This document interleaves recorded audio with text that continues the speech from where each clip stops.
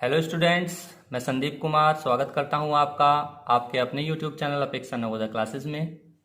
पिछले कुछ समय से मैं वीडियो नहीं डाल पा रहा था, उसके लिए मैं आपका क्षमा प्रार्थी हूं और यह वादा करता हूं कि आगे लगातार आपके लिए वीडियो आते रहेंगे। हम अपने इस चैनल के माध्यम से जवाहर नवोदय विद्यालय कक्षा 6 प्रवेश परीक्षा की कंप्लीट तैयारी कर रहे हैं। अभी हम गणित परीक्षण की तैयारी कर रहे हैं, जिसका अध्याय नंबर 1 हम पढ़ रहे हैं, संख्या और संख्या पद्धति। संख्या और संख्या पद्धति की 2 कक्षाएं मैं पहले ले चुका हूं, जिनके वीडियो के लिंक मैं डिस्क्रिप्शन में नीचे दे दूंगा। आप वहां पर जा करके उन वीडियोस को देख सकते हैं। संख्या पद्धति के कुछ महत्वपूर्ण प्रश्न जो पिछले कुछ वर्षों में पूछे गए हैं, उन महत्वपूर्ण प्रश्नों की एक श्रृंखला मैं आपके सामने वीडियोस के माध्यम से लेकर आऊंगा, जिसका पहला भाग आज हम शुरू करने जा रहे हैं। इन महत्वपूर्ण प्रश्नों को स्टूडेंट्स आप बड़े ध्यान से समझेंगे, क्योंकि ये ऐसे प्रश्न हैं जिन प्रश्नों के आधार पर ही प्रवेश परीक्षा में प्रश्न पूछे जाते हैं। स्टूडेंट्स, यदि वीडियो आपको पसंद आता है तो लाइक, कमेंट तथा चैनल को सब्सक्राइब करना बिल्कुल ना भूलें। तो चलिए शुरू करते हैं आज का यह वीडियो। स्टूडेंट्स, हमारा पहला प्रश्न है, एक अभाज्य संख्या के कितने गुणनखंड होते हैं? तो स्टूडेंट्स, अभाज्य संख्या वह संख्या होती है जो एक तथा स्वयं के अतिरिक्त किसी अन्य संख्या से विभाजित नहीं होती है। तो पूछा गया है, कोई भी एक अभाज्य संख्या के कितने गुणनखंड होते हैं? तो किसी भी अभाज्य संख्या के यदि आप गुणनखंड करते हैं तो जैसा कि परिभाषा में बताया गया है कि वो संख्या केवल स्वयं तथा एक के अतिरिक्त किसी अन्य संख्या से नहीं कटती है। तो इसी ही तथ्य के माध्यम से यह सिद्ध होता है कि प्रत्येक अभाज्य संख्या के कितने गुणनखंड होते हैं? 2। तो इसका ऑप्शन हमारा हो जाएगा 2। आप किसी भी अभाज्य संख्या के यदि गुणनखंड करेंगे तो कितने होंगे? 2 गुणनखंड होंगे। एक तो वह है स्वयं और दूसरा 1। स्टूडेंट्स, अगला प्रश्न है, निम्नलिखित में से कौन सी संख्या एक अभाज्य संख्या नहीं है? तो हमें बताना है कौन सी अभाज्य संख्या नहीं है। तो अभी मैंने पिछले प्रश्न में बताया था कि अभाज्य संख्या किन्हें कहते हैं? जो केवल स्वयं से तथा एक के अतिरिक्त किसी अन्य संख्या से विभाजित नहीं होती है। तो यहाँ 19 ऐसी संख्या है जो केवल और केवल स्वयं से कटती है। ये कैसी संख्या है? अभाज्य संख्या है। 23 भी एक ऐसी संख्या है जो केवल स्वयं से कटती है, ये भी अभाज्य संख्या है। 29 भी एक अभाज्य संख्या है, यह भी केवल और केवल स्वयं से कटती है। 33 ही हमारा राइट आंसर होगा। क्यों? क्योंकि 33 3 से भी कटती है और 11 से भी कटती है। तो हमारा राइट आंसर है 33। चलते हैं अपने अगले प्रश्न पर। प्रश्न नंबर 3, प्रथम 2 अभाज्य संख्याओं का योग है। प्रथम 2 अभाज्य संख्याएं। स्टूडेंट्स, आप अच्छे से जानते हैं अभाज्य संख्या किसे कहते हैं। अभी पिछले प्रश्नों में हमने दोबारा से पढ़ा था कि अभाज्य संख्या किसे कहते हैं। तो प्रथम 2 अभाज्य संख्याओं का योग पूछा है हमें। तो पहली अभाज्य संख्या है 2 और दूसरी अभाज्य संख्या है 3, और यदि हम इनका योग करते हैं तो क्या आता है? 5। तो हमारी प्रथम 2 अभाज्य संख्याओं का योग है 5। तो ऑप्शन नंबर 2 इसका सही आंसर है। देखते हैं अगला प्रश्न। प्रश्न नंबर 4, 1 और 10 के बीच 1 और 10 के बीच, 1 से लेकर 10 तक के बीच कितनी अभाज्य संख्याएं हैं? तो स्टूडेंट्स आप अच्छे जानते हैं कितने अभाज्य संख्याएं हैं, कौन कौन सी हैं? 2, 3, 5 और 7। कितनी अभाज्य संख्याएं हो गई? 1, 2, 3 और 4। तो कौन सा ऑप्शन सही होगा? Option number 3। कितनी अभाज्य संख्याएं हैं? 4। स्टूडेंट्स चलते हैं अपने अगले प्रश्न पर।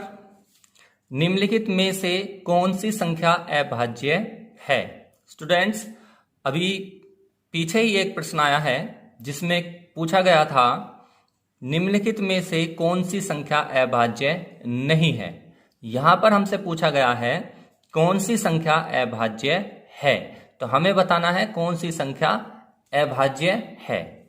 आप जानते हैं अभाज्य संख्या किसे कहते हैं?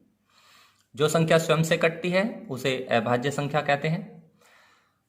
81 एक ऐसी संख्या है जो कई संख्याओं से विभाजित होती है, जैसे 3 है, 9 है, ऐसे अन्य संख्याओं से भी यह संख्या विभाजित होती है, तो ये अभाज्य संख्या नहीं है।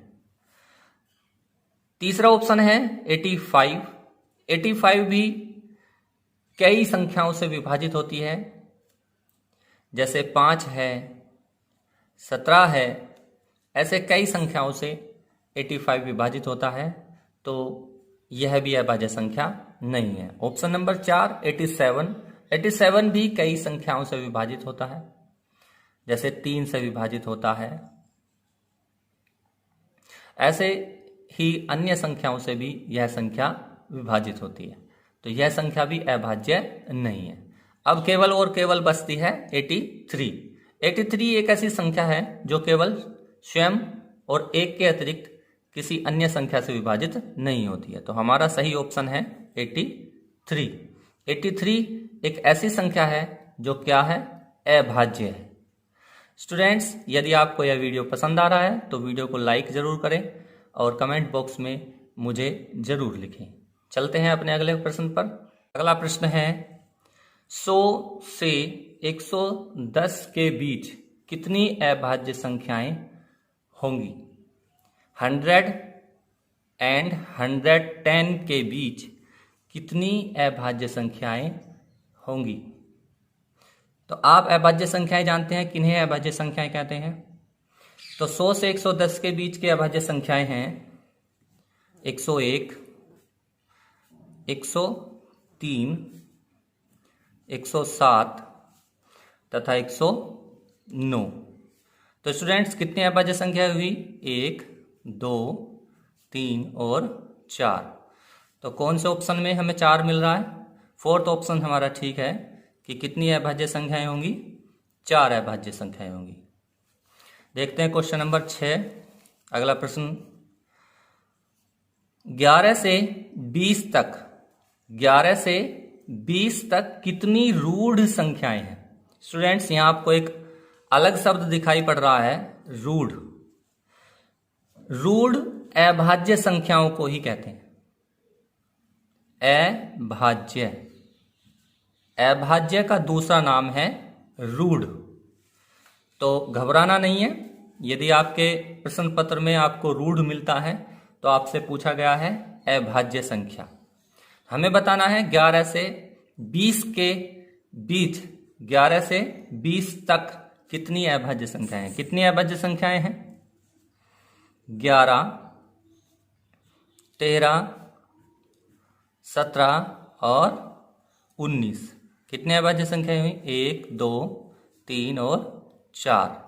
तो ऑप्शन नंबर 2 हमारा सही है। ऑप्शन नंबर 2 कितनी अभाज्य संख्याएं हैं? 4। अगला प्रश्न देखते हैं, प्रश्न नंबर 8। प्रश्न नंबर 8 है निम्नलिखित में से कौन सी संख्या अभाज्य संख्या है? कौन सी संख्या अभाज्य संख्या है? तो कौन सी संख्या इनमें अभाज्य संख्या है? देखेंगे। ऐसा ही एक प्रश्न अभी पीछे भी आया है जिसमें हमने बताया था कि कौन सी संख्या अभाज्य संख्या है। 27 अभाज्य संख्या नहीं है, क्योंकि ये 3 से कटता है, 9 से कटता है। 57 अभाज्य संख्या नहीं है, 3 से कटता है। 77 भी अभाज्य संख्या नहीं है, 7 से कटता है, 11 से कटता है। 97 शेष रह जाता है, यही है अभाज्य संख्या। तो हमारा ऑप्शन नंबर 4 97 97 ये सही है। ये कैसी संख्या है? अभाज्य संख्या। क्वेश्चन नंबर 9 की तरफ बढ़ते हैं। क्वेश्चन नंबर 9 है 1 से 7 तक कितनी अभाज्य संख्याएं हैं? तो 1 से 7 तक कितनी अभाज्य संख्याएं स्टूडेंट्स? आप खूब भली भांति जानते हैं कि 1 से 7 के बीच कितनी अभाज्य संख्याएं आती हैं। कितनी अभाज्य संख्याएं आती हैं? 2, 3 और 5। कितनी अभाज्य संख्याएं हैं ये? 1, 2 और 3। यानी कि हमारा ऑप्शन नंबर 2 कितनी अभाज्य संख्याएं हैं? 3 अभाज्य संख्याएं हैं 1 से 7 के बीच। चलते हैं अगले प्रश्न पर। हमारा आज का आखिरी प्रश्न, प्रश्न नंबर 10 क्या है? यदि दो प्राकृतिक संख्याओं a और b, दो प्राकृतिक संख्याएं हैं हमारे पास में a और b का महत्तम समापवर्तक 1 हो, महत्तम समापवर्तक 1 हो, HCF क्या हो? 1 हो, HCF 1। तो ऐसी प्राकृतिक संख्याओं को कैसी संख्याएं कहेंगे? किस प्रकार की वो संख्याएं होंगी? उन संख्याओं को हम क्या नाम देंगे? हमसे यह पूछा गया। क्या कहेंगे? सहभाज्य, सहसम, सहविषम या सहअभाज्य। तो स्टूडेंट्स, यदि हमारे पास में कोई दो ऐसी प्राकृतिक संख्याएं हैं जिनका महत्तम समापवर्तक क्या है? 1 है, इसका अर्थ यह होता है कि उनका कोई भी फैक्टर, उनका कोई भी गुणनखंड आपस में मैच नहीं हो रहा है, जिसकी वजह से उनका महत्तम समापवर्तक यानी कि HCF क्या है? 1 है। जैसे मैं एक उदाहरण लेता हूं, जैसे 8 है और 15, ये दो संख्या हैं। हम इनके क्या करते हैं? फैक्टर करते हैं। 8 का फैक्टर करते हैं तो 2 चौक 8, 2 दूनी 4 और 2 एकम 2। तो फैक्टर क्या आते हैं? 2 गुणा 2 गुणा 2। यदि हम 15 के फैक्टर करते हैं तो क्या आते हैं? 3 से कटेगा, 3 पंजे 15 और 5 एकम 5। तो कौन कौन से फैक्टर मिलते हैं? 3 और 5। तो स्टूडेंट्स, यहां आप अच्छे से देख रहे हैं कि 8 और 15 के फैक्टर्स जो हैं आपस में कोई फैक्टर भी मैच नहीं हो रहा है। केवल और केवल ये एक दोनों का मैचिंग फैक्टर है। तो इस तरह से इन दोनों संख्याओं का महत्तम समापवर्तक क्या होता है? 1 होता है। तो ऐसी संख्याओं को हम क्या बोलते हैं? सहअभाज्य संख्या कहते हैं। स्टूडेंट्स, यह थी आज की हमारी महत्वपूर्ण प्रश्नों की श्रृंखला भाग 1 की वीडियो। ऐसे ही प्रश्न आगे भी मैं वीडियो के माध्यम से आपके सामने लेकर आऊंगा।